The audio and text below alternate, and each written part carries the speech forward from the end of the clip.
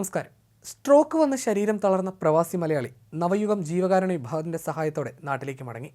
കൊല്ലം കിളികല്ലൂർ സ്വദേശിയായ 53-കാരനായ മനോജ് കുമാറാണ് തുടർ ചികിത്സയ്ക്കായി നാട്ടിലേക്ക് മടങ്ങിയത്. കഴിഞ്ഞ 23 ദിവസമായി ബെഞ്ചലവി ഹോസ്പിറ്റലിൽ തീവ്രപരിചരണ വിഭാഗത്തിൽ ചികിത്സയിലായിരുന്നു മനോജ്. കഴിഞ്ഞ 18 വർഷമായി വാട്ടർ ടാങ്കർ ഡ്രൈവറായി ജോലി ചെയ്തു വരികയായിരുന്നു. ഗുരുതരാവസ്ഥയിൽ ചികിത്സയിലായിരുന്ന മനോജിനെ നവയുഗം അൽഹസ ജീവകാരുണ്യ പ്രവർത്തകരായ ജലീൽ കല്ലമ്പലവും സിയാദ് പള്ളിമുക്കും ദിവസവും ആശുപത്രിയിൽ പോയി പരിചരിക്കുകയും ജീവിതത്തിലേക്ക് തിരിച്ചു കൊണ്ടുവരാനുള്ള ശ്രമങ്ങൾ നടത്തുകയും ചെയ്തിരുന്നു. ആശുപത്രി ചികിത്സയെ തുടർന്ന് കുറച്ച് അസുഖം ഭേദപ്പെട്ടെങ്കിലും ദീർഘമായ ഒരു തുടർ ചികിത്സ വേണമെന്നാണ് ഡോക്ടർമാർ നിർദ്ദേശിച്ചത്. അതിനെ തുടർന്ന് നവയുഗം ജീവകാരുണ്യ പ്രവർത്തകർ മനോജ് ജോലി ചെയ്തിരുന്ന കമ്പനിയുമായി ബന്ധപ്പെട്ട് കമ്പനിയുടെ സഹകരണത്തോടെ എല്ലാ ആനുകൂല്യങ്ങളും നൽകി മനോജിനെ നാട്ടിലയക്കുന്നതിനുള്ള ശ്രമങ്ങൾ നടത്തി.